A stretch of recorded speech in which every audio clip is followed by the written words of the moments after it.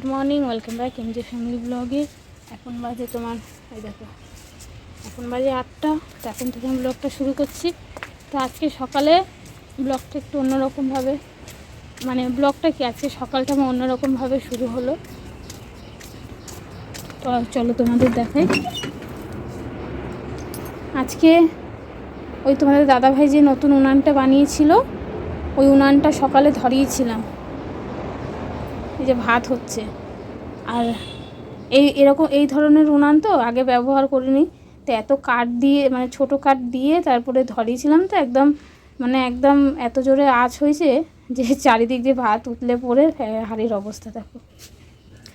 এইখানে যে উনান আর একটা তোমাদের দাদাভাই বানিয়ে দিয়েছিল, এই উনানটা এখানটা সাইকেল ফেলে ফেলে ফেলে ফেলে উনানটা পুরো ভেঙে দিয়েছে। আর সেই বর্ষাকালের আগে বানিয়েছিল, আর বর্ষাকালে চারিদিক দিয়ে জল পুরো উনানটা পুরো ভেঙে গেছে। তো এই উনানটাও বানাবো, মাটি এনে রাখা আছে। তো তার আগে এই উনানটাই ব্যবহার করলাম। তো গতকাল রাতের বেলা রুটি করতে এসে রুটি সবে 6খানা রুটি করেছি। 10খানা রুটির মতো গোলা করেছিলাম, 6খানা রুটি করেছি আর 4খানা রুটির গোলা রয়ে গেছে। আর রাতে এত কাশি হয়েছে যে ঘুমাতে পারিনি। আর তার মধ্যে টেনশান যে সকালবেলা উঠে গ্যাস নেই, সকালে তাড়াতাড়ি উঠতে হবে।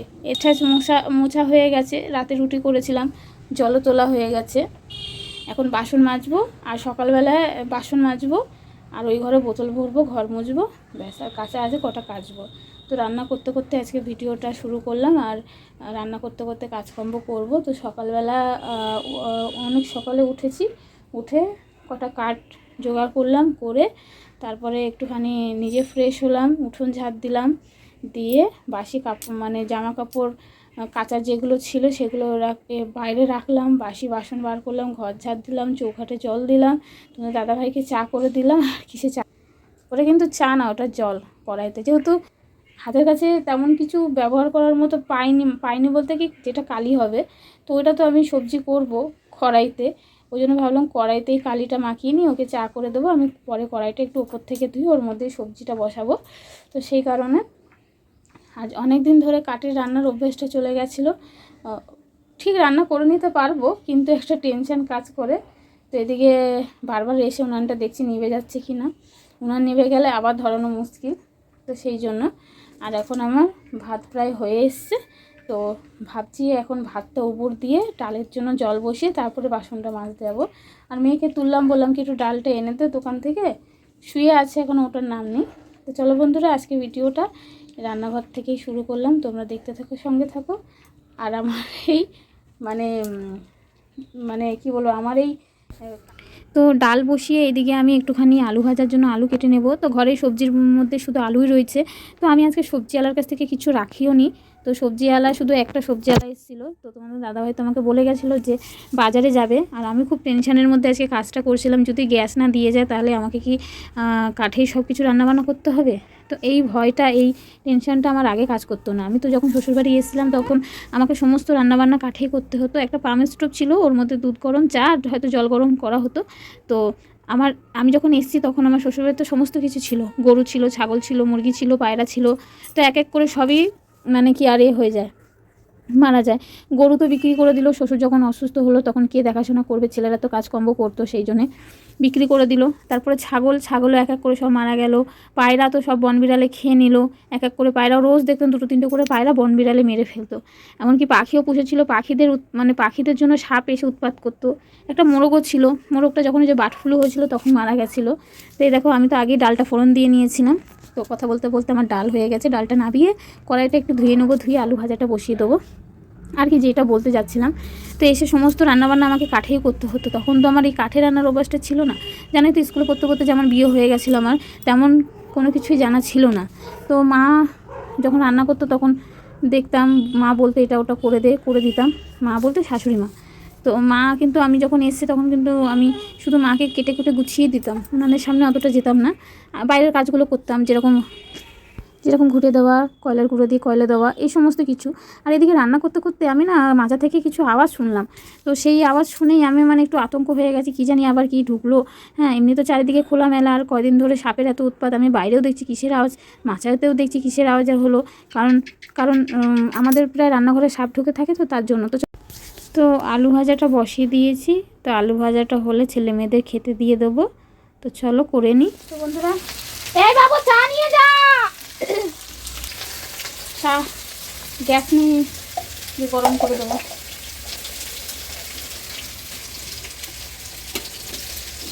তো বন্ধুরা, আমার তো ভাত হয়ে গেছে, ডাল হয়ে গেছে, আর আলু ভাজি। আর এদিকে টমেটো একটু টক, কাঁচা টমেটো একটু পেঁয়াজ দিয়ে ঝাল ঝাল করবো। দাদাভাই গেছে বাজারে। তো দাদাভাই বাজারে গেছে, ওই কিছু আনবে আর ওই গ্যাসের কিছু নিয়ে বাজার করে নিয়ে আসবে। গ্যাসের ওখানে ফোন করেছিল, বললো দিয়ে যাবে আজকে, কিন্তু বেলা হবে। তো ততক্ষণ তো বসে থাকলে হবে না, রান্নাটা তো ছাড়তে হবে। আর আজকে যখন কাঠের উনান ব্যবহার করা শুরু করে দিয়েছি, ভাবছি এবার দিয়ে ভাতটা কাঠের জালেই করবো। আজকে তো ঘরে ঢুকিয়েছি, বাইরে ওই জায়গাটা বলবো একটা তিরপল টাঙিয়ে দিতে, বাইরেই করবো। এই যে বাইরের দরজার সামনেটা এখানটা বলবো একটা কিছু টাঙিয়ে দিতে, ওখানেই করবো। আর অনেক দিন তো কাঠের জালে রান্নার অভ্যাসটা চলে গেছে, তো খুব অসুবিধা হয়ে যায়। প্রথম কাঠ ঠাট ধরতে চায় না, কিছু না। তো অনেক কষ্টে আজকে উনানটা ধরিয়েছি। তো দেখো, গ্যাসে রান্না করলে তো তোমার গ্যাসটা নিভিয়ে সব কিছু রেডি করা যায়। কাঠের জালে উনানে নিভে গেলে খুব অসুবিধা হয় কাঠটা ধরাতে। তো আলু ভাজাটা প্রায় হয়ে এসছে। তারপর টমেটো টক করবো। আর দেখি কী নিয়ে আসে বাজার দিয়ে। ফ্রিজে তো মাছ আছে, কিন্তু মাছ তো ছেলে মেয়ে খেতে চায় না। চা করবো একটু তাড়াতাড়ি করে নেবো। আর আছে শুক্রবার, ধোয়া ঠাওয়া সব কিছু রয়েছে, তো সেই জন্য। আর কিছু কাঠও এসে পেরে দিল, মানে কেটে দিল আমাকে। আমি পারছিলাম, তো আমাকে পারতে দেখে তো এই পিছন থেকে মোটা মোটা কাঠগুলো এনে একটু চালা করে দিয়েছে। তারপর কাঠ থাকলে রান্না করতে অসুবিধা হয় না। আর বাগান বাড়িতে থেকে কাঠের অসুবিধা, বাপরে বাপ, তা বললে তো হয় না। কাঠ আছে, কিন্তু জোগাড় করার সময়টা পাইনি, ও পাইনি, আমিও পাইনি। গ্যাস আছে যখন নাকি, এই বলে না কখন কি দরকার পড়ে যায় বলা যায়, দরকার পড়ে বলা যায় না। ওই জন্য সব কিছু হাতের কাছে গুছিয়ে রাখতে হয়। তো দুটো দুটো সিলিন্ডার থাকতেও আমার এই অবস্থা। আর কি বলবো, দুটো দুটো সিলিন্ডার থাকতেও আমার এই অবস্থা। ভরে রাখে, কিন্তু এই মাসে একটু অসুবিধার জন্য ভরে রাখিনি। তো যাই হোক, একটু দেরি হয়ে গেছে বুক করতে। আগে একটু বুক করে দিলে ভালো হতো। তো চলো, আমি তো আলু ভাজাটা একটু করে নিই, আর ছেলে মেয়েদের খেতে দিয়ে দেবো। কাঠের জালে কী বলতো, সব কিছু গুছিয়ে নিয়ে বসলে না তাড়াতাড়ি হয়ে যায়। ওই একটা করো আবার গুছাতে যাও, এভাবে হয় না।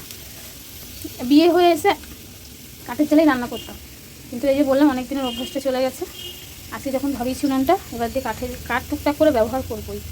আর বাইরে ভাত বসিয়ে দিয়ে কাজ করলে তো ভাতও হয়ে যায়, কিন্তু কাঠের জালে ভাতটা যেন তো বেশিক্ষণ থাকে না, ঘেমে যায়, ওইটাই হচ্ছে অসুবিধা। তো চলো আলু ভাজাটা নামিয়ে নিই, অনেক কথা বললাম, এবারে রাখি। বন্ধুরা, আমাদের সকালে সবার খাওয়া দাওয়া হয়ে গেছে। মেয়েকে খাইয়ে তো ওই থালায় আমিও খেয়ে নিয়েছিলাম। তো দাদাভাই এসে বাজার থেকে এসে মাল জমা দিয়ে এসে আবার মাল দিল, এসে খেয়ে আবার কাজে চলে গেছে। বললো আমাকে সমস্ত কিছু গুছিয়ে রাখতে। মানে কি নিয়ে এসে চলো দেখাই। এই দেখো, এখানে আমি আলু পেঁয়াজ কেটে ধুয়ে রেখেছি। আর এই যে মাংসটাই মাত্র কল থেকে ধুয়ে নিয়ে আসলাম, জল এসছে। আর মশলাটা আমি রেডি করে ওই ঘরে নিয়ে গেছি, মশলাটা পেস্ট করে দেবো। আমাকে বললো তুমি সব কিছু গুছিয়ে রেখে নিজের কাজ করো। আর গ্যাসওয়ালাকে ফোন করা হয়েছিলো, গ্যাসওয়ালা বললো যে 1 ঘন্টার মধ্যে আসছি। তো ভাবলাম আর কাঠের জালে মাংসটা করবো না, এমনি আমার ছেলে মেয়ে নাক টানে, আর এখন কাঠের জালে মাংস করে দিলে ওরা আরও ইয়ে করবে না। তো এখানে ওটা এখন আমি সব কিছু পরিষ্কার করে বাইরে বের করে এই বাসনগুলো সব। তো চলো, ভাবতেই পারছো, বুঝতেই পারছো, যেহেতু শুক্রবার, তার উপরে গ্যাস নেই। তো এখন সব কিছু আমাকে তাড়াহুড়ো করে করতে হবে। যদি 1 ঘন্টার মধ্যে গ্যাস না দেয়, ওই কাঠের জালেই করতে হবে, আর কোনো উপায় নেই। আর এখন মোবাইলটা একটু মেকে দেবো। আজকে ভাবছি যাদের বাড়ি ভিডিও আপলোড করতে চাই তারা আজকে থাকবে না, আজকে চলে যাবে, আসবে 2 দিন পরে। তো ভিডিওটা আমার যেহেতু এডিট করা আছে, তো ভাবছি আপলোডে পাঠিয়ে দিই মেয়ের হাতে, আর আমি দিকে পাঠিয়ে দিই, আমি কাজকর্ম করে নিই। তো চলো, অপেক্ষায় থাকি কখন গ্যাস আসবে, ততক্ষণ কাজগুলোও গুছিয়ে নিই। তো আসছি একটু পরে, আবার ভিডিও কন্টিনিউ করব। তো গ্যাসের অপেক্ষায় থেকে থেকে ফাইনালি গ্যাসটা দিয়ে গেল, আর এখন বাজে 12:30। তো আমি কিন্তু সমস্ত কিছু রান্নাবান্না সব কিছু গুছিয়ে রেখেছি। তোমার দাদাভাই বললো যদি গ্যাস আসে তুমি গুছিয়ে রেখে দিও, আমি এসে তরকারি বসাবো। বন্ধুরা, এখন বাজে 3টে, আমাদের ঘড়িতে 3:10। তো স্নান করে পুজো দিয়ে উঠলাম। আজকে দেরি হয়ে গেছে, দেরি হয় অন্যদিন খেতে বসে যাই, কিন্তু আজকে খেতে বসিনি, এই সবে বসছি, পুজো দিয়ে উঠলাম। আর গ্যাস তো দিয়ে গেল, তোমাদেরকে সেটা দেখালাম। তারপরে যে সমস্ত কাজকর্ম করলাম সেগুলো দেখানো হয়নি।